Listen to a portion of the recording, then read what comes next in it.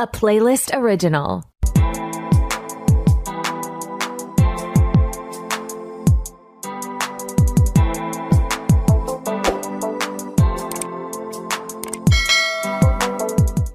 Hey everyone, Jeff here from Films at Home. Thanks for coming back to the channel today. If you're watching along on YouTube, I appreciate that. And if you're on your favorite podcast apps, you're in for a great episode as well. Today's guest is Daisuke Beppu, who has his own YouTube channel where he covers Criterion Collection movies, physical media, but also just his love for film and world cinema. He has many great videos on his channel talking about different movies and topics and, you know, how it all relates back to his love for movies and his physical media collection. And he's a channel that I've followed for a long time.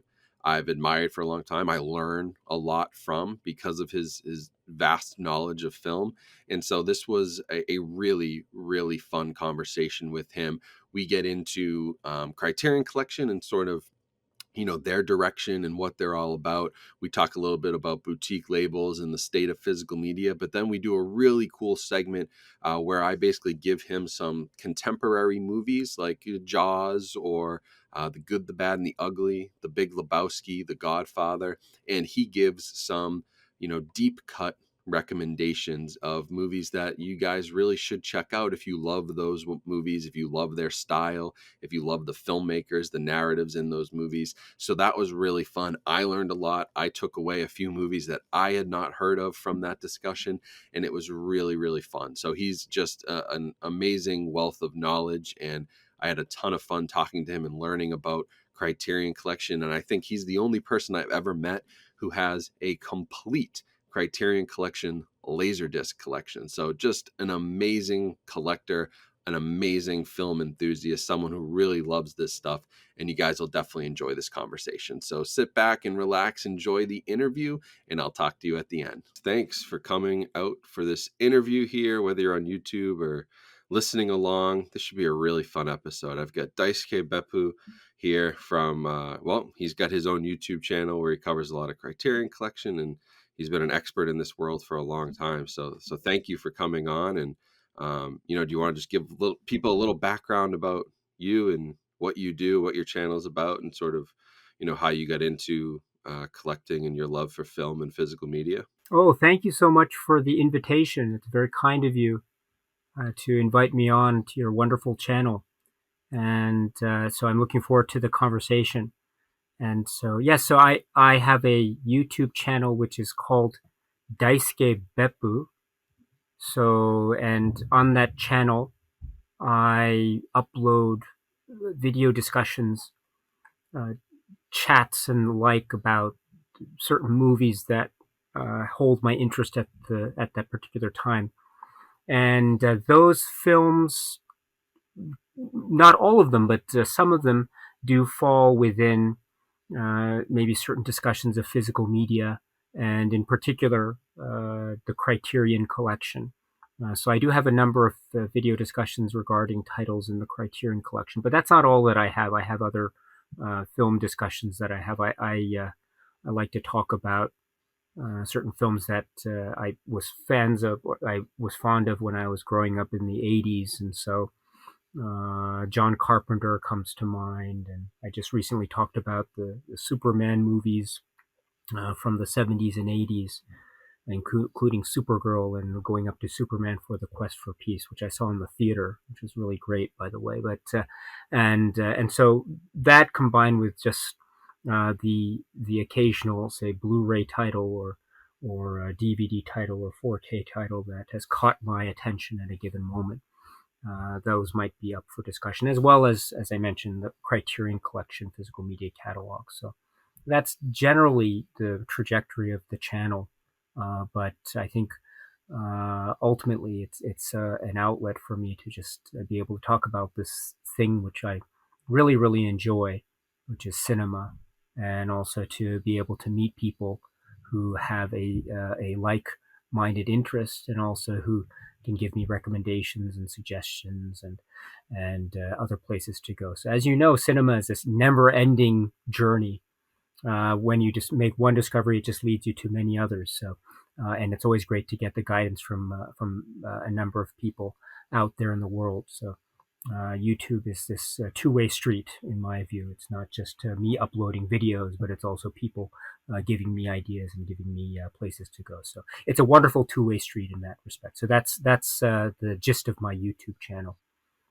Yeah, no, I totally agree too. That's one thing I found is, yeah, I started just sort of, I wanted an outlet to talk about my collection, and because I didn't know many people who were into it like this, and in person, and yeah, it did, it turned into this awesome community where that was definitely more than just me creating content. It was conversations and comments and on social media, and now getting to do podcasts like this and talking to other collectors and enthusiasts has been like really, really fun. So and I've learned a lot. So I'm hoping to learn a lot from you today too, on stuff that I've missed, or maybe some recommendations on films I haven't gotten into yet, which is going to be very exciting for me, and I think for the audience as well. So I do appreciate you taking the time. I did want to ask, sort of, I'm looking behind you now. If you're on video, are those laser discs that are all behind you there on the shelves? Oh, yes, these are LaserDiscs. So I have a fondness, a very deep admiration for the LaserDisc format, and these happen to be, in the context of Criterion, these happen to be the Criterion Collection LaserDiscs, and from the 1980s into the 90s. And so the Criterion Collection, as you know, Criterion Collections, Blu-rays, and DVDs, and now 4K titles have spine numbers, and so they are released under the spine number system, 1159 or something like that. And so they've been going on the spine number system since the dawn of their DVD catalog. Well, before that, back in the early 80s, when Criterion, a la the Voyager company, were trying to uh, do something with this unique and innovative format, which was Laserdisc. They were trying to release their catalog under the name of the Criterion Collection. And lo and behold, they came out with a number of titles, and these various innovations came to being, such as their laser discs would tend then to have what we now know as supplements, video essays, or audio essays, which we now come to refer to as commentary tracks. And another little innovation that they came up with in the Laserdisc was the spine number. And so we have a catalog of Criterion Laserdiscs that are also spine numbered. And so that brought about, I guess, this maybe a little detail of physical media that is known to the present day. But yes, so yes, to answer your question, yes, these are Laserdiscs, and specifically Criterion Collection Laserdiscs. So do you have them all? I think so. Wow. The one of the mysteries about the Criterion Laserdisc is one can never be so sure, because Really? there are a number of mysteries as to what was made, what wasn't. But based on all the research I was able to do over the however many years I was really into trying to collect these, yes, I think I was able to track them all down. So Wow. That is that's something. I mean, there can't be many people that have all of those, so that's impressive. That is very cool. And I had no idea. So Criterion sort of, this was their innovation, basically special features and supplements was sort of their doing. They kind of launched that with the Laserdisc format in their releases. well, I think they were really on the cutting edge at the time in terms of Laserdisc releases and trying to push the envelope in those ways. So innovations, yes, were in their were in their sort of purview. So things like trying to present films in letterboxed format to try in some way to preserve the aspect ratio. Now it's second nature. Now it's a common thing to Right. get something in the original aspect ratio. Well, back in the day, it wasn't always the case with pan and scan and cropped images and VHS and the like. But only we had the laser discs that began to introduce that, and in particular, some of the Criterion titles, even early on, tried to do that. And then that became more and more of an accepted thing within the general marketplace. So You see a lot of these innovations, they tend to be around the time that Criterion was trying to make these early releases. So, Interesting. Commentary Tracks is the same thing. So, like one of their early releases of a film called King Kong is very famous for that as well Hmm. in terms of commentary tracks. And again, these things are now very commonplace, and they're come to be expected in terms of high quality physical media releases. So there was a lot that was initiated, and a lot that was a lot of innovation back in the day. So it's a very rich Interesting. history. Yeah. Yeah, and I did want to ask. So I know a little bit about their Laserdisc catalog. You mentioned King Kong. I believe they had a Halloween Laserdisc as well. Yeah. They did. They seem to do a lot of. I don't know if I'd call them more mainstream, but that the Laserdisc collection seems to have a little bit more of a mainstream appeal than maybe what they got to in DVD and Blu-ray, where they really started to focus on sort of niche or art house or indie stuff, foreign films. I mean, do you feel like the direction that Criterion's going? How have you seen that change over the years? Because now I see it sort of coming back. They've got Wally was the big release. We've got a Pixar movie now. They're doing they're basically the only ones who put out Netflix movies on physical media from certain directors. So those are very, contemporary mainstream titles that, it feels like it's almost sort of shifting back to they're coming around to being a little more mainstream. Oh, that's an interesting take. Yes.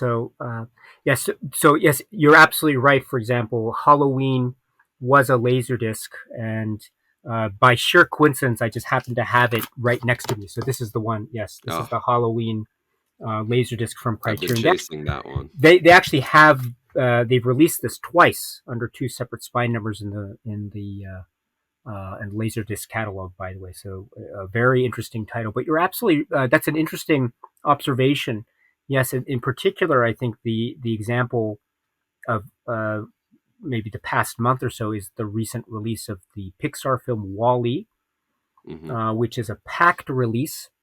Yeah. And so it's also an indication of the possibility, probably, possibly, maybe, perhaps, future types of collaborations and releases from Criterion to come. Who knows? We shall have to wait and see if that comes to fruition or fizzles out. We don't know. But Right. you're right. It could be an indication of a what might be called a different direction or direction towards films that maybe have a sort of appeal, a potential wide base of fans and admirers of those films. I think the word that sometimes is associated with maybe Blu-ray labels like Criterion might be niche. Yeah. Whether that is a compliment or not, that's for people to decide, I suppose. But uh, I can understand that viewpoint and that perspective on a label like Criterion, this niche label. And so, whether that is a compliment or not, I think Criterion does reflect in my view, a very important aspect of cinema. Criterion is not the be all end all of cinema. That's for sure. I Hmm. mean, for every one Criterion release that's made, there are, of course, countless examples of films out there in the world. Cinema is this vast ocean. And what I understand my experiences of cinema to be, my own direct experiences with cinema, I know is very limited because I've only seen, 0.000001% of Right. whatever cinemas out there in the world. So my exposure is very limited, I know. And even my experience with the Criterion Collection, I know, doesn't give me as grand exposure to cinema as, say, is out there in the world. I totally get that. But Criterion does, I think, has a type of mission, and that mission is to, in its viewpoint or perspective, try to preserve a sense of classic and contemporary cinema classics. Now, whatever that means, and whatever the actual mechanism is for being able to do that, again, I don't work in the Criterion offices, so I'm not sure. So, and I know also a lot of this stuff is subject to It's creatures of contract, and as you know, it's all about rights and about licensing and about if you're Right. able to get the license rights to be able to distribute these things or not. Will the rights go to Criterion, or will they go to another similarly situated label like Arrow, like Eureka, like, I don't know, Shout Factory or Shout Select or Kino or something like that? So I understand that process as well. So there's a lot of moving parts, let me put it that way. But at the end of the day, there is also this brand appeal. There is this, I think, mystique and regard for films in the Criterion Collection, or the label Criterion Collection, that I think is quite at the end of the day too, from a consumer standpoint, very appealing indeed. And from that, it is very exciting to see the potential uh, possibilities going forward as to the direction or directions of Criterion. Will they go more maybe the route of, say, having collaborations or partnerships with places like Disney, Pixar? Is Wally the first step of many in this journey? Some people hope that's the case, and that would be a very exciting thing if that were to happen, in my view. And will they also continue their partnerships with places like, as you mentioned, Netflix? I mean, Netflix is a big player now. And so, and it's a big deal to see Netflix films in physical media form. And so that's a Right. really big deal. And these physical media releases are, are, they're top notch, like The Irishman, or maybe most recently, like what is it? The Power of the Dog or something. So Yeah. these have, I think, a lot of maybe potential, as you say, mainstream appeal, broad appeal, which is a good thing. Now, another thing too to keep in mind, and I'm sorry to ramble on like this. This is the last thing I'll say on this topic, and I'll Go move on, I for it. promise. But it's also important to keep in mind that I think labels like Criterion can do many things at once. They can juggle different balls and at the same time. So even if they try the quote unquote, let's say, mainstream route, and there's nothing wrong with that. There's absolutely, it's great that that's being pursued. Uh, there's also the possibility that other routes will be pursued at the same time. Mm-hmm. And so maybe films that might not necessarily say get the broad mainstream attention as, say, a release like Wally will still get the Criterion treatment. I and they are, I think, they are brilliant releases for that. For example, most recently there was the Martin Scorsese World Cinema Project Mm-hmm. set, number 4, and it has a number of films that were restored in glorious fashion for the world to see. Many of these films, had they not been restored, would have been lost to time forever. And so we're getting these beautiful historical artifacts and living examples of beautiful works of art that are also being presented in this fashion. And so Criterion, I think, and many other labels similarly situated to Criterion, can do many things at once.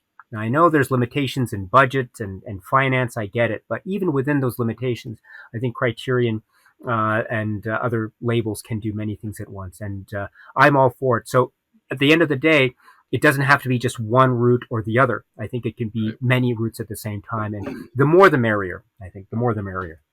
Yeah, I'd agree with you too. I'd seen there was some complaining online that, oh, Wally doesn't deserve to be in the Criterion collection. They're going mainstream, they're going Disney, and yeah, I don't really get that either, because you can definitely do multiple things. And in my eyes, if I assume Wally will probably be one of their better selling discs of the year. This is a very mainstream title. It has a wide appeal.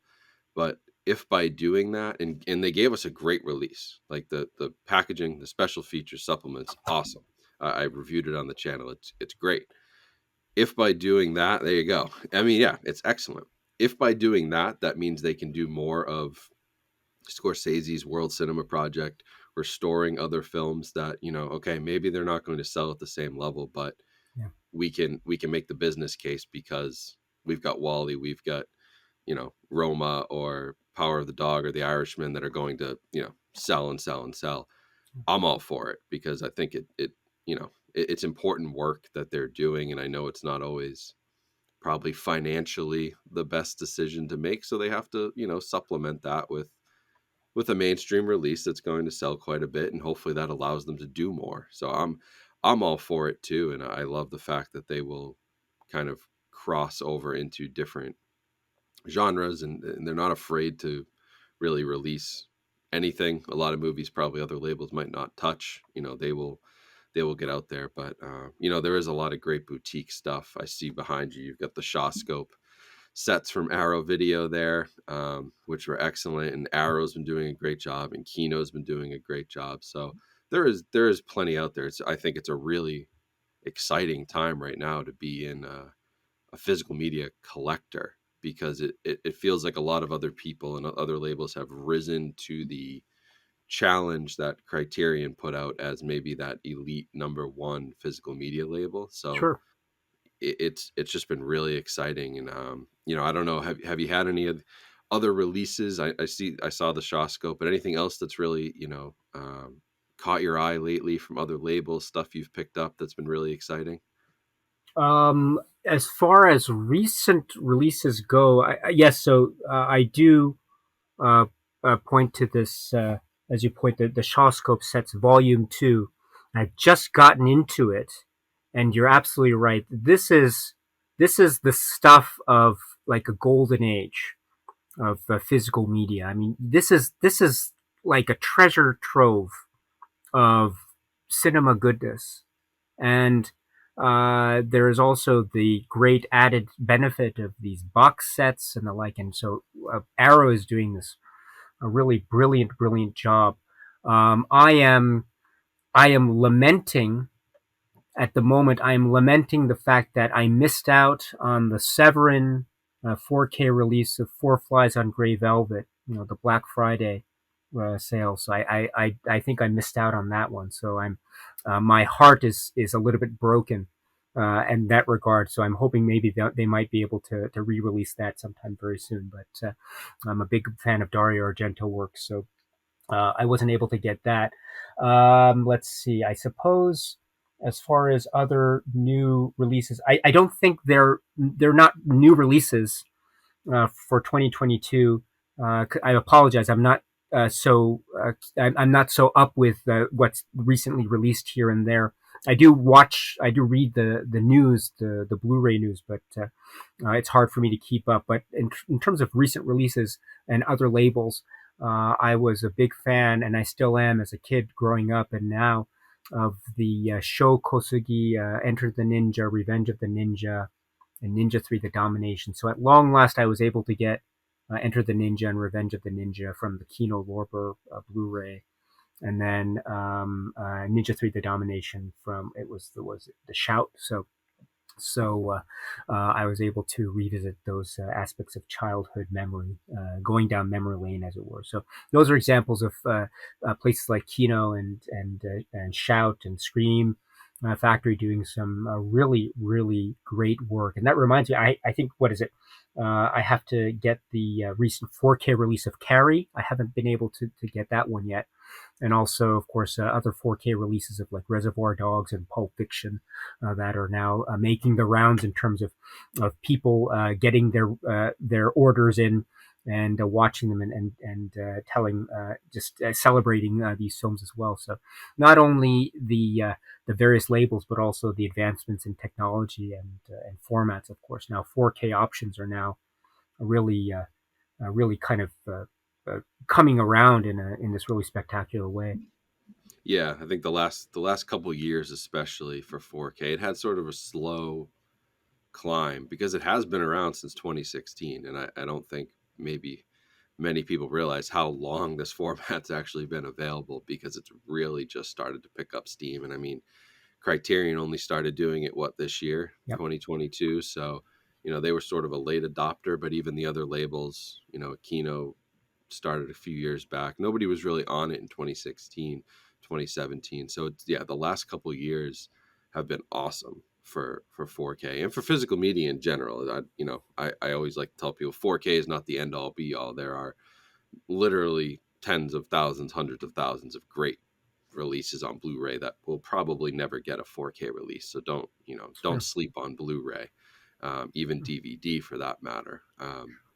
But how have you upgraded? It sounds like you've upgraded to 4K. Have you started to upgrade a lot of your movies, or how's that experience been upgrading from DVD and Blu-ray to 4K? That's a great question, and I think I am.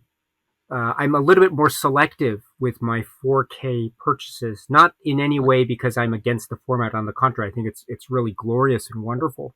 It's just the funds. It's there's only so Oh much yeah, I can afford, and so and as at the moment, my feeling is that the 4K format is tends to be reserved for titles that have already gotten a kind of robust release, say on DVD or Blu-ray, but now here's the 4K version, or here's the Blu-ray combo version, or something of that sort, which is right, fine. So, but that means that I won't necessarily cast my net so wide in the 4K arena, but I'll probably focus on films that I know I'll want to watch in 4K, or I know that for whatever reason I really love, and so I'll want to try to get that experience in the format. So, case in point, like Dawn of the Dead.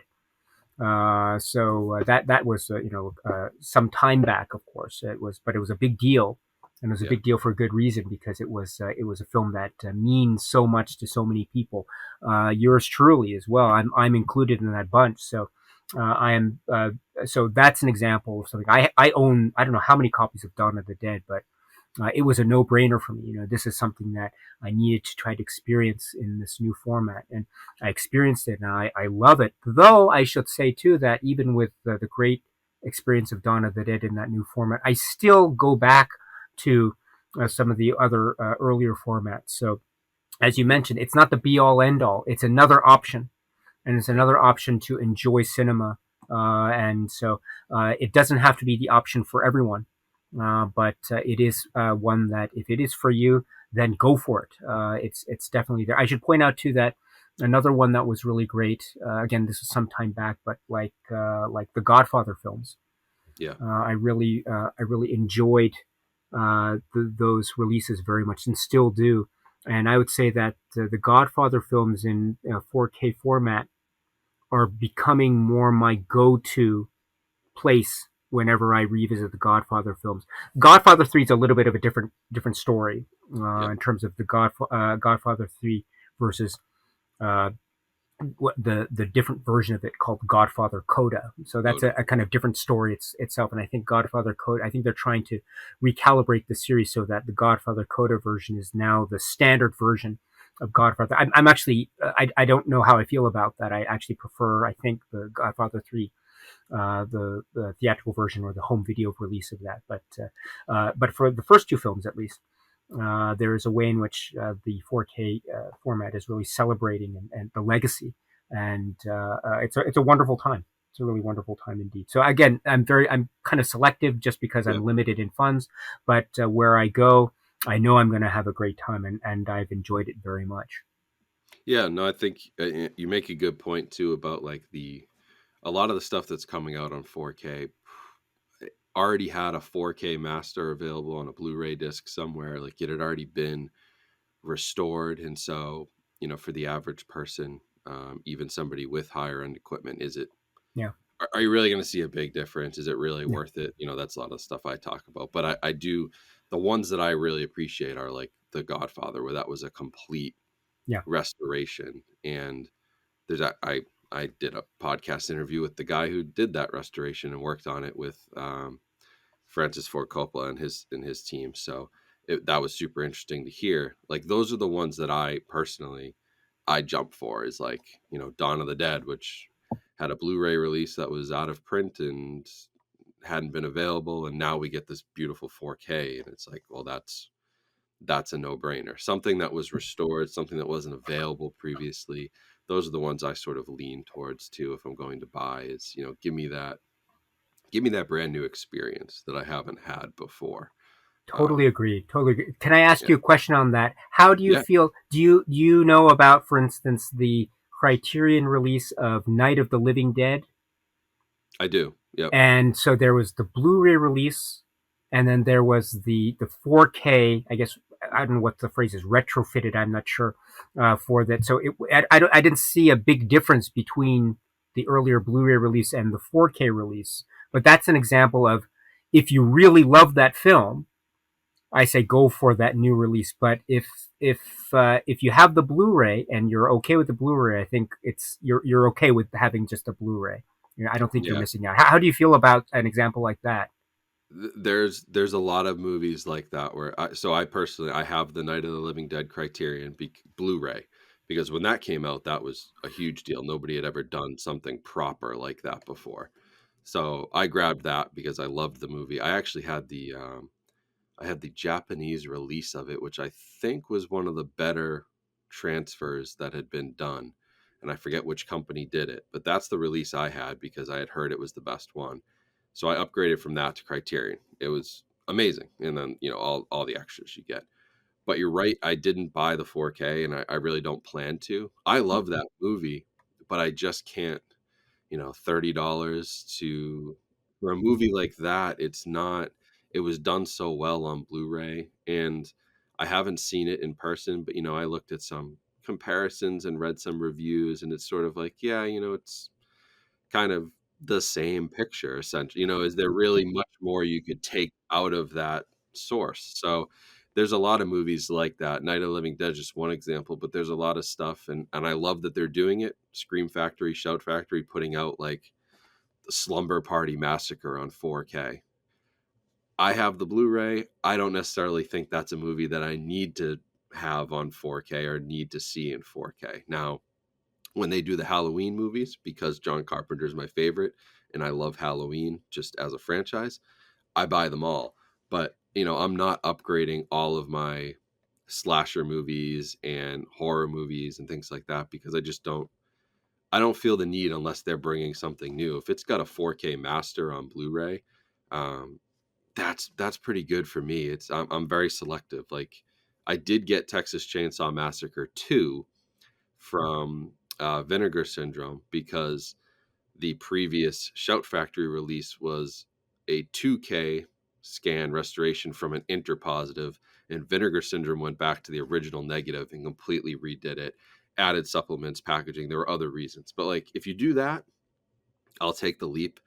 But yeah, Night of the Living Dead's a great example of one that I can't justify taking the $30 out of my budget to go and get that. The Blu-ray is already so well done. Yeah, that's a point well taken, Yeah. and I totally respect that approach. And as you say, these things cost money, Yeah. and they aren't the cheapest things in the world. You're absolutely right. Yeah, I totally respect that very much. But at the same time, when you're talking about a film or a filmmaker that you know that you love and adore, then it's a kind of no brainer. You're absolutely right. Yeah. And you mentioned John Carpenter. I'm with you. I'm with you in terms of John Carpenter. Can I ask, by the way, before we move on, what's your favorite, or what are some of your favorite John Carpenter films? Well, I mean, Halloween's the obvious one that got me into him. I love The Thing. Those are sort of like, I would say, generic answers. Everyone says those. I really like In the Mouth of Madness because I'm up in New England, in New Hampshire, and that movie sort of it has that. I'm a sucker for like a New England horror movie, folklore, that sort of thing. So, In the Mouth of Madness, that one's pretty near and dear to me. But I also love Big Trouble in Little China, and I just think that's just brilliant. It's just so much fun. Oh, well done. Big Trouble in Little China is one of my favorite films ever. Oh, it's so good. Yes, I love that film. So oh, well done. Well done. Well done. And so, yes, New England. I used to live in Connecticut Okay. some years ago. Yes, so films also like. How do you feel about The Fog? I like The Fog too. The Fog's really fun. Yeah, that definitely has that same feel to it. Yeah, me too. I like that. But Halloween is a great one too. Yeah, I'm so sorry. I didn't mean to go off on a tangent, but you mentioned John No, no, Carpenter, so my heart leapt. So I I do. No, apologize. I love. I've had. I got all of his movies. I have everything in the collection. I've got some stuff signed by him. My poster of The Thing. It's actually the Scream Factory poster that came with that original release before they did a 4K. He signed that, and he signed my Halloween 35th anniversary Blu-ray and stuff. So those are treasured pieces in the collection. Wow, wow. Yeah, My mind is exploding. That is so awesome. That is yeah, so awesome, my friend. Wow. yeah. Those are some of the big treasure pieces. And my Michael Myers Funko Pop, he signed that too for me. So I yeah, he's just I have all the vinyl records of this, the soundtracks, and regardless of what I thought of the new Halloween movies and that trilogy, like as soon as his vinyl soundtrack dropped from I think it was Sacred Bones Records does it. I scooped all of those up. The music is just incredible. I mean, anything you could name a John Carpenter. It's hard to pick a favorite because I'd say They Live. I'd say Escape from New York. There's so many, and I even appreciate some of his later stuff that maybe people when he got into the '90s. I still appreciate that because I just love the director. Oh, well done. Well done. So like I suppose I don't like what like Escape from LA, or you mentioned In the Mouth of Madness, or Yeah, like Village of the Damned, and Village of the Damned. yeah. Yep. Vampires. Oh, Yeah, I I mean, love vampires. That's such a yeah. cool film. Yeah. Everyone tends to think of it's that sort of run where you had Halloween and They Live and The Thing and Escape from New York, but there's a lot of good stuff beyond that that maybe critics didn't love it, maybe it wasn't the most financially successful, but if you like his stuff, you'll Yeah. still enjoy those movies. So yeah, I've gone through his whole catalog many times. Oh, well done. Well done. Ah, that warms my heart to no end. Oh, well done. Yeah, he's just the best. So this is a good segue because I wanted to ask you. I had run this by you on email before we talked, but I did giving recommendations to people outside of the norm, but based on something they like. Like you like John Carpenter and Halloween. Well, try In the Mouth of Madness. Something like that. I had pulled up a few movies, and I know and I'll say this, your cinema knowledge and film knowledge, it's beyond mine. I have years to catch up. You've watched I watch your channel, you've watched many, many different things that I haven't touched yet. So I learn a lot. Um, but I wanted to ask if there were I pulled out some contemporary movies that everybody knows based on the style, the narrative, the director, the stylistic choices of those movies, maybe actors. If we could pull some like deep cuts out, and it doesn't necessarily have to be Criterion or on physical media, but just some deep cuts for somebody to really dive in because they liked movie XYZ. So I tried to pick a few from different categories. We had already talked about this one, so I guess I'll go with this one first. But The Godfather. Everybody knows The Godfather. Everybody loves The Godfather. Great movie. If you enjoy that, where are some sort of deep cuts that you could take your love for that movie and sort of watch something different that you may not think of? Oh, I think perhaps one can go to a film like, say, Once Upon a Time in America.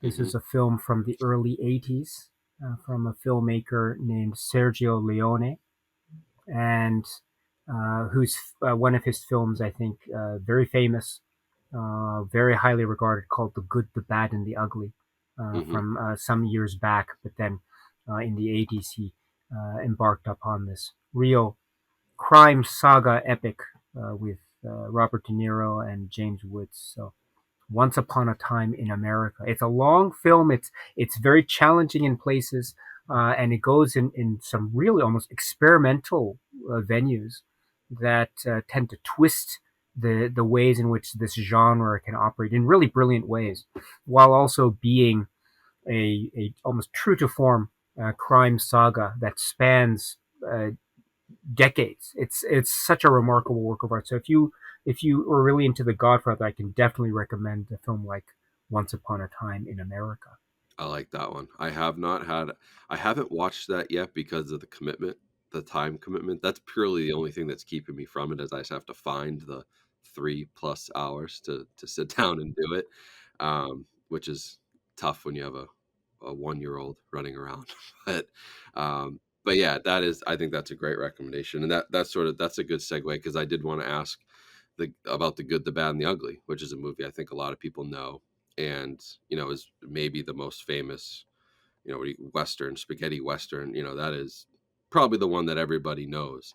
So if you're enjoying that, or even, the Man with No Name trilogy, there's a lot of other movies from that time period in that same genre that I don't think people necessarily know or appreciate. So I'd love some recommendations there too. Oh, well, I think I love The Good, the Bad, and the Ugly so much. It was one of my favorites. It was one of my dad's favorite films ever. He would whistle the theme song when I was a kid, and I would whistle it back. It was one of those things, like shorthand. Maybe we wouldn't be able to talk all the time, but we would be able to whistle The Good, the Bad, and the Ugly theme to each other, and everything would be fine. It's one of those things. So I think if we're talking about, I mean, there are many examples of what is known as the spaghetti western, westerns from this period, time and place, Italian productions and the sort. But I think the film that always does it for me, it's from the same filmmaker again. It's Sergio Leone, but it's called Once Upon a Time in the West, and it is uh, uh, if it's a kind of famous western, but it's also a western that I know people are discovering for the first time. And all I can say is, if you have not seen Once Upon a Time in the West, be sure to not read anything about it before you see it. Now, here's the thing: if you like The Good, the Bad, and the Ugly, I know you will love Once Upon a Time in the West. I can almost guarantee it. But if you haven't seen Once Upon a Time in the West and you're interested, just be sure you don't read anything about it, because not knowing anything makes it even better. Believe me. I can remember back in the day when I saw it as a kid on TV. I didn't know anything about it. I knew The Good, the Bad, and the Ugly, because, as I said, my dad loved that film so much. But we didn't. But not Once Upon a Time in the West. I just saw it. It was on. I was living in the States at the time, and I was a kid growing up in the States at the time, and it was broadcast, whatever it was, on American Movie Classics. I forget the channel exactly, but it was one of those cable networks that showed movies. And one of the films was Once Upon a Time in the West, and I didn't know anything about it, and I was stunned. And there are some moments that, like, not knowing, it's amazing, absolutely amazing. So that's the recommendation. Huh. Yeah. I have actually, I don't know if I've heard of that. I definitely know Once Upon a Time in America, but I didn't know there was a Once Upon a Time in the West too. So I'm going to take your advice, and I'm not going to Google it right after we get off this episode, and I'm just Please, going to go watch it. please. If you like The Good, the Bad, and the Ugly, you will love Once Upon a Time in the West. I can guarantee it. Yeah, it's Awesome. amazing. Yeah. Well, there we go. I've got a recommendation. I'll have to go find that one, pick up. Does it have a disc? Yes, Blu-ray. I don't think it has any 4K release Yeah. yet. I'm not sure, but it does have a really good Blu-ray release. It's been around for some time. I don't think it's in any risk of going out of print anytime soon. But Awesome. just in case, check out the usual places online to be absolutely sure. But I think you can get it standard edition, and it's great. It's great. All right. I've got one to my list. See, this is why I wanted to do this. This is for me as much as it is for everybody listening, because I'm always looking for there's nothing better than finding something new that you love, that you're watching for the first that first watch experience, and you're like, oh my god, I've discovered a new filmmaker, a new genre, a new, whatever that I think I'm enthralled with. So this is great. um Here's one for you, and I want to put this on the list because I want to spread the genres. But I put the Big Lebowski. Try to get a comedy sense, but a smart comedy with really good performance. It's not Happy Gilmore, and I love Adam Sandler, and I love Happy Gilmore, and there's plenty of comedies like that. But this is a really smart and well done movie, which is as funny as any movie that I've seen. There are other comedies that come to mind like that. With could be foreign art house, anything. Oh yes, the Big Lebowski. So I saw that in the theater when it was released as well. So Oh, that was a you were kind one of of the big few. deal. Yeah, yeah. The theater was kind of not so packed as I recall. Yeah. but it was a big deal. It was a kind of big deal for those whatever however long it was in the theaters for. I forget exactly when, but so I suppose one can go in many directions, but maybe I would probably go if I had to choose one film. If you like The Big Lebowski, take a look at this film. So a lot of things about The Big Lebowski are so ever present in that film, and the Coen brothers, as you know, it's a delightful romp as well as a really clever, witty dialogue film. It's also a mystery film. It's also in many ways a type of noir film. And so Yeah. in that vein, I could go with something like, say, The Big Sleep. Okay. Right. So Howard Hawks and The Big Sleep. If you're looking for a film that has the depth and confusion and enigma of mystery that you have in a film like The Big Lebowski, go for a film like The Big Sleep. I could also mention a film like, let's say, The Maltese Falcon as well. But those films are also ones that you can tell the DNA is very much part of the Big Lebowski film dynamic, very much so. It's another kind of film homage or tradition that's being, I think, worked on to great success and delight in the hands of the Coen brothers. So, but I think that's a place I could go. Nice. That is, I would not have expected those answers, but I totally see that. I see where that, definitely would have inspired them, and they pulled from those movies, and I think those are great. See, this is exactly what I wanted. Let's go outside the box, do some recommendations like that, because that's really cool. I wouldn't have connected those two, but it makes total sense the way you presented it. So, um, I love that. How about this one? I'm a Carpenter guy. You're a Carpenter guy, so Halloween, or by that means, any of John Carpenter's, that style. Who's another filmmaker or another movie that you may want to explore if you really love the Carpenter anthology and Halloween and some of his maybe earlier, more contemporary classic stuff. I was gonna say a film like Black Christmas, Hmm. but I think maybe Black Christmas is in many regards uh, maybe I think it's very very famous. So maybe Yeah. people will already know Black Christmas. So I was also thinking, and now we're talking. It's 'tis the season. So I was thinking of a film like, say, I don't know, like Silent Night, Deadly Night, Hmm. which is a film that I saw on video VHS. I think I don't know, I was way too young to see that. I think I was able to rent that. I don't know how old I was, like 6 or 7. I was that young. I was pretty intense viewing, that's for sure. But I haven't forgotten that.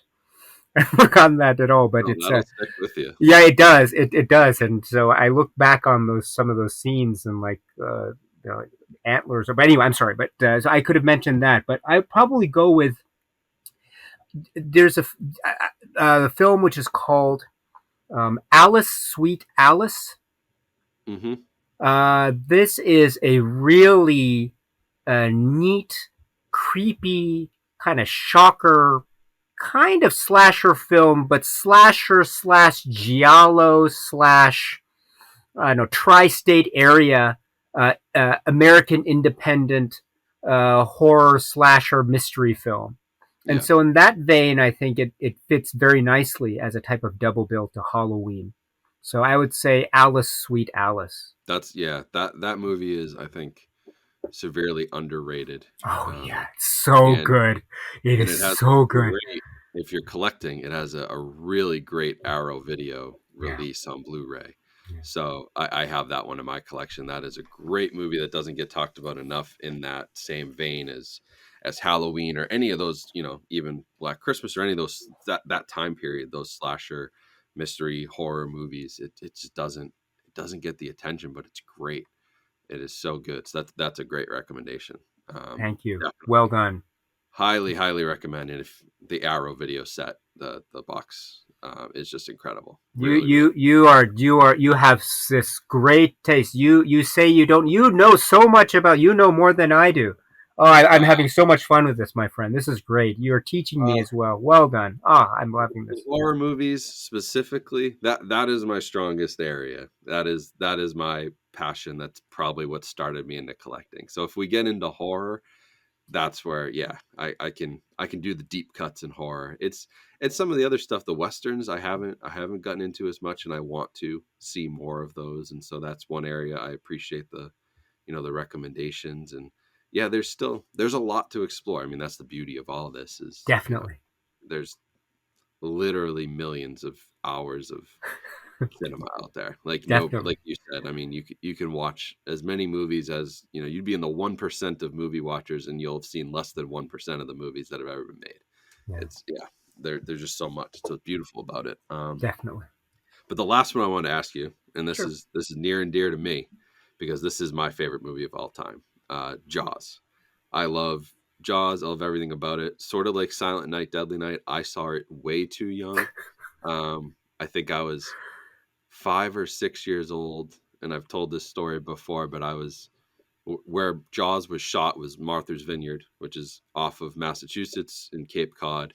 My grandparents had a house on Cape Cod growing up. We went there for the summers, and they had Jaws on VHS. That's so So cool. my story is that I literally watched Jaws at 5 or 6 years old on VHS, and then I went to the beach where Jaws was essentially shot, across the water. We weren't on the island, but I was in the waters where Jaws was shot, and I guess I was just too young and naive to even be scared by it. The crazy thing is now you go to the Cape, and there are sharks everywhere. There weren't at that time. That was still that was mythology. There were not great whites. Now they're everywhere in that same area. So I love the movie. I've been to Martha's Vineyard. I've done the Jaws tour. I did a video on my channel of like filming locations and went to all the spots. So very popular movie. I love it. What's something outside the box that I should go explore, or others should explore that's in that same vein? Oh, before we go, I love the bit. I talked about Jaws in a live stream on my channel, and I love the film too. My expertise doesn't extend to the great levels of your expertise. You are the supreme expert, my dear friend. But right. I just love it. Like, whenever I have a choice to choose what flavor ice cream, what flavor ice cream, coffee, or something like Hmm. that, or the you yell Barracuda. What? So I'm sorry. I'm so sorry. I'm sorry. But anyway, Jaws. So, what are some films that you can watch if you like Jaws? And I know you'll probably know these films as well, my dear friend. But um, I was thinking maybe there was a great release recently of a film which is called Alligator. Yep. And so from, I think it was 1980, and it got a great re-release. And so that's one where, how should I put it? I will never swim in a pool at night because of that film. Let me put it that I Yep. saw that, what it was shown on TV whenever it was back in the day, and it scared the living daylights out of me. I can't tell you. It's just that is a one scary movie. So that's one. Another kind of obscure one, which is a little bit. I was thinking also maybe one could go with Piranha, Yeah. which is also a fun time as well in a same or similar genre or similar environment. Also, one that's kind of has a quirk or twist on the environment. There's a film which is called Blood Beach, Okay. and there's it's what if the what if the monster is not in the water, but it's in the title. Okay, so Blood Beach. So that's interesting, and that leads to the other title that I would mention too, which is Tremors. I know you know Yeah. this film, right? I love this film. I love this film so much. And it got like, that was a film that it wasn't released big in the theaters, if I remember correctly. I was a kid at the time. It kind of came up in the VHS market. It kind of crept up on you. Yeah. But when you discovered it and you rented it, oh, let's watch Tremors. Wow, this is such a fun movie. This is so scary and thrilling, and what a clever idea, and the like. And that is one that, if you like Jaws, you're going to love Tremors. That's for sure. I don't know. How do you feel about that one, or Yeah. those No. choices? Tremors is a lot of fun, and it has a great 4K release from Arrow Video as Yep. well. Yeah, I love Piranha is a good choice. I don't know Blood Beach, so I'm gonna have to check that one out. I have not heard of that, so I'm definitely looking forward to that. But yeah, there's a lot of Jaws knockoffs too. That if you wanted, they're not necessarily, I wouldn't call them great movies like Jaws is, but if you want to have fun with Jaws, you can get into like Cruel Jaws Yeah. and some of the Italian knockoffs that I think Severance put out some great Blu-ray releases of, and there's other movies like Grizzly, which is Yeah. basically Jaws with a grizzly bear. Yeah. Essentially, it's sort of a direct ripoff of Jaws, but there's a lot of fun. There's one that Heath Serial at Midnight, if you watch his channel, Yeah. that He's great. Yeah. Tentacles is another one that Yeah. he had recommended me. So yeah, there's a lot of like that. Jaws was just so successful that it spawned so many like almost spin-offs, and some like parody, some really trying to be Jaws and just maybe turn into a parody without intending to. But there's a lot of great movies out there. But yeah, I think Tremors is a really good one. I mean, that's one that definitely had that like cult following from physical media. That one of those movies, like the Big Lebowski too, like these movies that picked up steam when they hit video rental stores, and all of a sudden people discovered them. So those are very solid suggestions. And now I've got to get Blood Beach. Do you know if that one has a disc? Because I'm going to go searching for it. I think it has a DVD. I'm not Okay, sure about a Blu-ray, but I think it has a DVD. So that's even more fun. I love a movie that hasn't even come to Blu-ray yet. That's even more obscure. I'm ready to dive in. So that's fun. Awesome. Well, I appreciate that. I just got like 3 or 4 movies added to my watch list. So that was hopefully interesting for everybody listening too. I know those were great recommendations, and definitely Alice, Sweet Alice, and Once Upon a Time in America, Once Upon a Time in the West. Lots of good stuff to check out, and the Maltese Falcon and the Big Sleep. So make a list, people. Get out there and start watching movies. There's a lot of good stuff that you're missing. But before we take out, we've been going about an hour, but I want to ask you one more question before we end things here. And I did want to ask, you're in Japan now, right? You're in Tokyo, is that right? that's correct. So how is access? You seem to have all the latest Criterion. You have all the Arrow video releases. I even see the Evil Dead box set over there, the 4K set. Oh yeah. How is it getting access to those where they're primarily, a lot of these are like North American releases or UK releases. A lot of the stuff is sort of over here. How is access in Japan to getting these titles? How easy is it to get them? Like, what are some of the tips maybe if somebody's in that area and wants to start collecting? Oh, that's a great question. Well, I think there are some titles that one can get a Japanese release for. Yep. And so you can get, say, the Japanese 4K Blu-ray release of, say, some of the Stanley Kubrick titles, or Sure. I have my eye on the recent 4K releases. I haven't gotten them yet, but the recent 4K releases of the Star Trek films, they're the Mhm. Japanese releases that have, I think, the 4K disc and the Blu-ray disc included, I think, for the motion picture release. But there are those options there. But as far as like Criterion titles, those aren't officially being sold in the Japanese marketplace. So Right. your option is 9 times out of 10 ordering them online, say through sites that ship to Japan, and just trying to shoulder the shipping cost. Usually, places I've been pretty fortunate. The shipping cost tends not to be so unreasonable. It tends to be pretty okay in terms of that.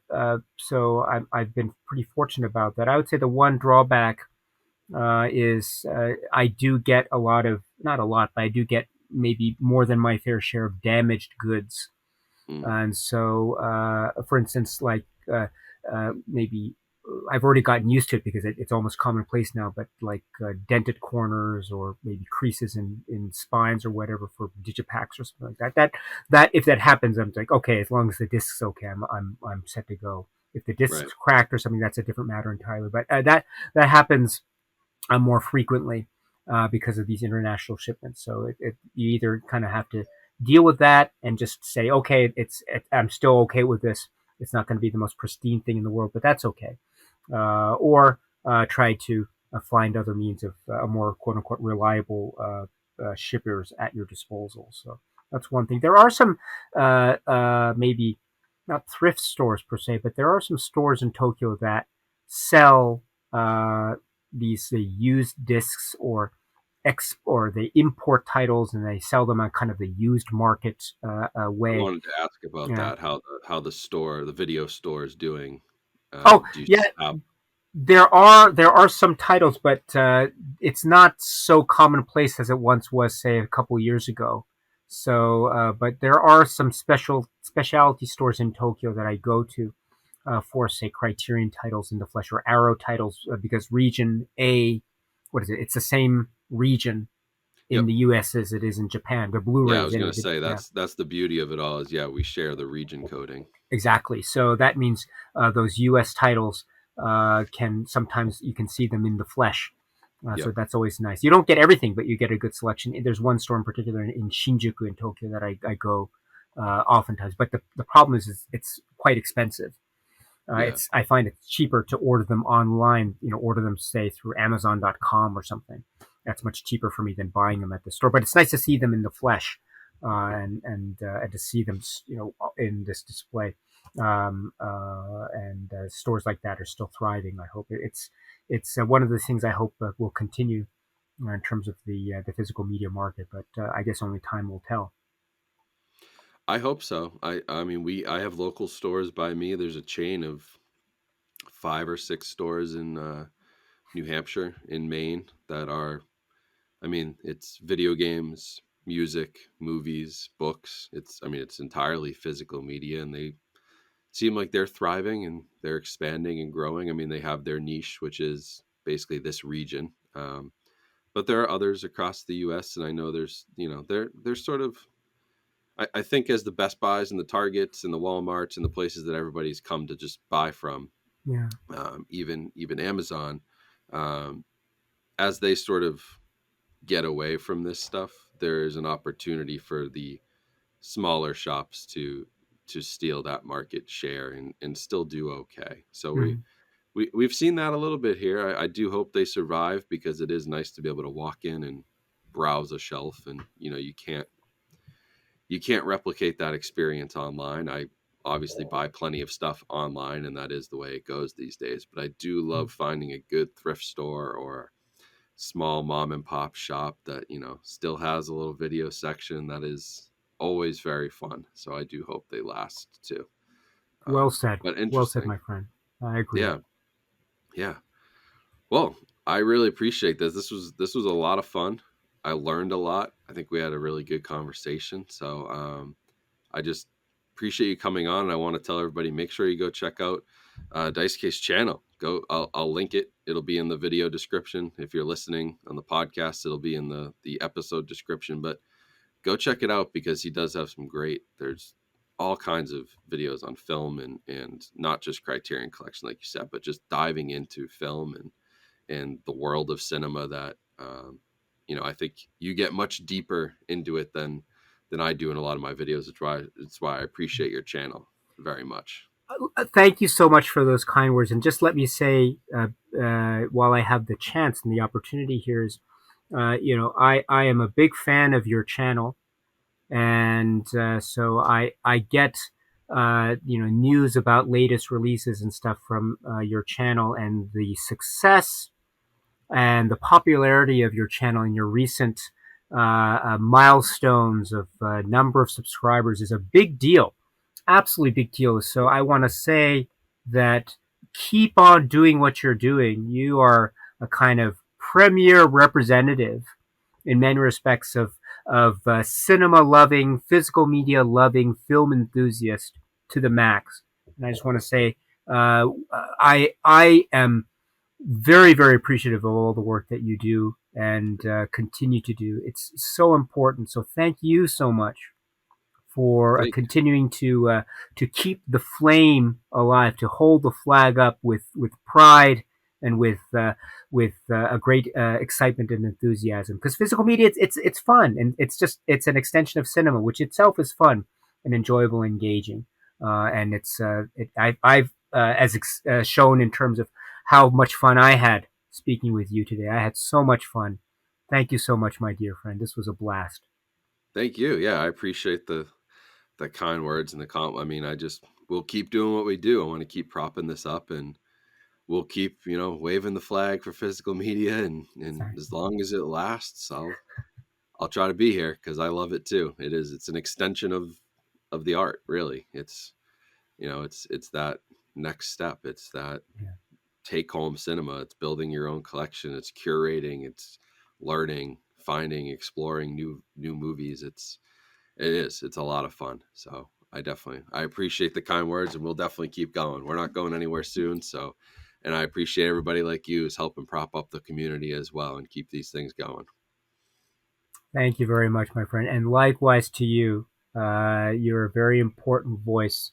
You said it much better than I could ever even try to say it. You well done, and thank you so much. This is a lot of fun. Thank you. Yeah, thank you. I'll catch everybody on the other side here on the outro. But thank you, Daisuke, again for the interview, and hopefully we'll have you back soon, or I'd be happy to come on your channel and do something as well. So definitely. Oh, that would be so cool! I'd love that. Yeah, we should pick like a horror film topic or something, or 2 or 3. I'd love it to pick your brain about some. So I got to ask you, if you like this film, what would you choose? Oh, I'd love that. Oh, can I have that opportunity, please? That would be so cool. Let's do it. I'm all about it. So hopefully we talk again soon, and I'd be happy to do that. That would be a lot of fun. All right, everyone. So that's our interview with Daisuke. That was a ton of fun for me, and hopefully you guys enjoyed it as well. Like I mentioned in the interview, if you want to check out his channel, it is well worth watching, especially if you want to take some deep dives into certain films. He does great breakdowns on his channel and has some really interesting insights. So definitely check his channel out. It's Daisuke Beppu. I'll link it in the video description as well as the podcast episode description. But definitely go support him. He deserves many more subscribers and many more views than he's getting right now. And I'm hoping we can drive some more people to his channel because he has excellent content. And he just loves physical media as well. So he's someone you're definitely going to enjoy. I really enjoy my time with him, though. I'll definitely be going on his channel at some point. So keep an eye out for that video. We'll definitely keep collabing because that was just a lot of fun. But hope you guys have had a great holiday. This episode is actually, it was recorded before Christmas, but I'm going to be releasing it after the Christmas break. So hopefully you all had a great holiday and had some great time with family and friends. And I know I did. And so, I hope you guys have a great rest of your day. Stay safe, stay healthy out there. Here's to 2023 and a great year for physical media. And, I'll talk to you all soon. So thanks for listening and watching. And if you enjoyed the episode, make sure you rate it 5 stars, follow along on Spotify, Apple, and subscribe on YouTube if that's where you're watching things. So thank you all. Have a great day, and I'll talk to you soon. Coming soon.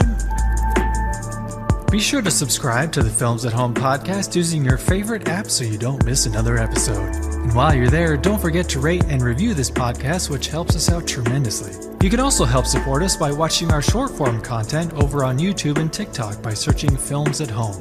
Follow us on Twitter and Instagram at films_at_home. The intro and outro were created by Elin Osborne. Thanks for listening. We'll see you next time.